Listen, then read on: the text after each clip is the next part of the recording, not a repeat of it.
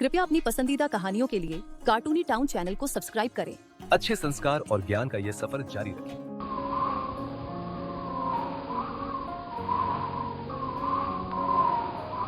अरे हरी राम, आसमान में काले बादल छा गए हैं। लगता है किसी भी समय बारिश आ सकती है। थोड़ी देर में काले बादल छट जाते हैं। अरे नारायण, कोई बारिश नहीं होगी। देख, काले बादल चले गए। अब तो ये बादल भी हमारे साथ आंख मिचौली करने लग गए। एक समय था जब हमारा गांव खुशहाली और हरियाली के लिए जाना जाता था। आज तो यहाँ की धरती भी सूखी रह गई। बिल्कुल सही कहा। अब ना चाहते हुए भी पड़ोस के साहूकार की जमीन लेकर फसल उगानी पड़ेगी। सहो उनका शोषण एक बार फिर। हे भगवान, ये कहाँ का इंसाफ है। मेहनत हमारी, फसल उनकी। और अब कर भी क्या सकते हैं। भाइयों, आओ सब मिलकर साहूकार के पास चलते हैं। गांव के किसान मिलकर साहूकार के पास जाते हैं ताकि साहूकार की जमीन खेती के लिए किराए पर ले सके। अरे वाह, आज सब मिलकर मेरे पास आए हो। कहो क्या बात है। प्रणाम साहूकार जी, हमें आपकी जमीन खेती के लिए चाहिए। अरे हाँ, जमीन तो मिल ही जाएगी, पर तुम सबको याद है ना, किराए में मैं आधी फसल लेता हूँ। साहूकार जी एक वित्ती है, आधी फसल तो बहुत ज्यादा हो जाएगी। क्यों ना आप एक किराया निश्चित कर लीजिए, हम आपको तय किराया दे देंगे। अरे काका, ये तो मेरा एहसान मानो कि मैं अपनी उपजाऊ जमीन आपको दे रहा हूँ। अगर मैं उस पर खुद फसल करवाऊँ तो बहुत मुनाफा होगा। आधी फसल से कम में बात नहीं बनेगी। अब आप सोच लो। ठीक है साहूकार जी, हमारे पास और कोई चारा भी तो नहीं है। सभी किसान बहुत मेहनत करके अच्छी फसल उगाते हैं और तय अनुसार फसल का आधा हिस्सा ना चाहते हुए भी साहूकार को दे देते हैं। क्या फायदा इतनी मेहनत का। जो फसल हाथ में आई है उससे तो गुजारा भी नहीं होगा। ना जाने हमारे सुख के दिन कब आएंगे। कुछ दिनों बाद गांव में मोहन का बेटा चिंटू घर आता है। पिता की मृत्यु के बाद उसकी माँ ने चिंटू को उसके मामा के घर पढ़ने लिखने के लिए भेज दिया था। राम राम काका, कहो कैसे हो। अरे चिंटू बेटा, मैं तो ठीक हूँ। तू बता, बड़े दिनों बाद आया इस बार गाँव में।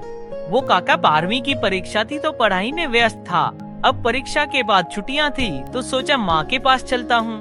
वाह बेटा, बड़ा अच्छा किया। तेरी माँ ने तुझे बड़े दुखों से पाला है। जा अपनी माँ के पास जा। कब से तेरे आने की आस में दरवाजे पर टकटकी लगा कर बैठी है। हाँ मौसी, बस जा ही रहा हूँ। चिंटू अपने घर पहुँच जाता है। अरे माँ, कैसी है तू। अरे मेरे बच्चे, चिंटू आ गया तू। मेरी छोड़, तू अपनी बता। देख तो कितना दुबला हो गया है। तेरी परीक्षा कैसी रही। अरे माँ, थोड़ा सांस तो ले। यहाँ बैठ, सब बताता हूँ। अरे बातें तो होती रहेंगी, तू बैठ, मैं तेरे लिए खाना लाती हूँ। हाँ माँ, जल्दी से खाना लेकर आ, बहुत भूख लगी है।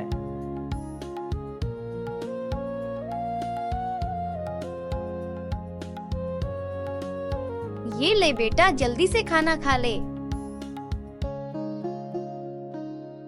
वाह माँ, तेरे हाथों में जादू है। खाना बड़ा स्वादिष्ट बना है। माँ, मुझे 2 रोटी और दो ना। हाँ बेटा, ये ले। अरे माँ, ये रोटियाँ तुम खाओ, मैं अंदर से और रोटियाँ ले आता हूँ। अरे बेटा, क्या कहूँ, घर में और आटा नहीं है। तुझे तो पता ही है, गांव में सूखा पड़ा है। सभी लोग बहुत परेशान हैं। पास के गांव के साहूकार से सभी लोग खेती के लिए किराए पर जमीन लेते हैं, पर वो बदले में आधी फसल खुद रख लेता है। इसके चलते किसी को भरपेट भोजन ही नहीं मिलता। क्या? ये तो अन्याय है माँ। तुमने मुझे पहले क्यों नहीं बताया। क्या बताती बेटा, वैसे भी इन सब में तू क्या कर लेता। माँ, अन्याय करने वाले से अन्याय सहने वाला बड़ा गुनहगार होता है। मैं आज ही सभी गांव वालों से बात करता हूँ। उसी शाम चिंटू ने गांव वालों की एक सभा बुलाई। सभी ने बताया कि कैसे साहूकार उनकी मेहनत की आधी फसल अपने पास रख लेता है। आप सब दुखी ना हो, इस बार साहूकार ऐसा कुछ नहीं कर पाएगा। अरे बेटा, जो काम हम गांव के बड़े नहीं कर पाए उसमें तू क्या करेगा। काका, आप बस वो कीजिए जो मैं कहता हूँ, आगे सब मैं संभाल लूंगा। ठीक है बेटा, तेरी बात भी मान कर देख लेते हैं एक बार। अगले दिन गांव के किसान साहूकार से खेत किराए पर लेने जाते हैं। हाँ हाँ, ले लो जमीन, पर वो आधी फसल वाली बात याद है ना? बिल्कुल याद है साहूकार जी, हम सब आपको अपनी आधी फसल देने को तैयार हैं। ठीक है, फिर लग जाओ खेती पर। अरे बेटा, तेरे कहने पर हमने साहूकार से खेत किराए पर ले लिए हैं। आगे बता अब क्या करना है? इस बार आप खेतों में सरसों, गन्ना, कपास और कुछ हरी सब्जियां बोएंगे। अरे बेटा, यही फसल क्यों? मौसी सब्र रखो, समय आने पर सब पता चल जाएगा। पर एक बात ध्यान से सुन लो, आप सबको यह बात साहूकार से गुप्त रखनी होगी। ठीक है बेटा। सभी किसान खेतों में अब सरसों, कपास, गन्ने के साथ साथ कुछ हरी सब्जियां उगा लेते हैं। कुछ महीनों बाद फसल तैयार हो जाती है। अरे भाइयों देखो तो, इस बार खेतों ने सोना उगला है, सोना। अरे नारायण, क्या फायदा इस सोने जैसी फसल का? आधा हिस्सा तो वो साहूकार ही रख लेगा। ऐसे कैसे मौसी? चिंटू के कहने पर हमने यह फसल उगाई है। चलो उसी के पास चलते हैं और पूछते हैं आगे क्या करना है। सभी चिंटू के पास आते हैं। अरे चिंटू बेटा, फसल बड़ी अच्छी हुई है और कटाई के लिए तैयार है। बताओ अब आगे क्या करना है? काका, साहूकार एक सप्ताह के लिए गांव से बाहर गया हुआ है। बस इस एक सप्ताह का ही हमें लाभ उठाना है। वो कैसे बेटा? हम सबको इस एक सप्ताह में फसल काटकर सरसों से तेल, कपास से कपड़े और गन्ने से गुड़ बनाना होगा। कैसी बात कर रहा है बेटा? एक सप्ताह में इतना सारा काम कैसे होगा?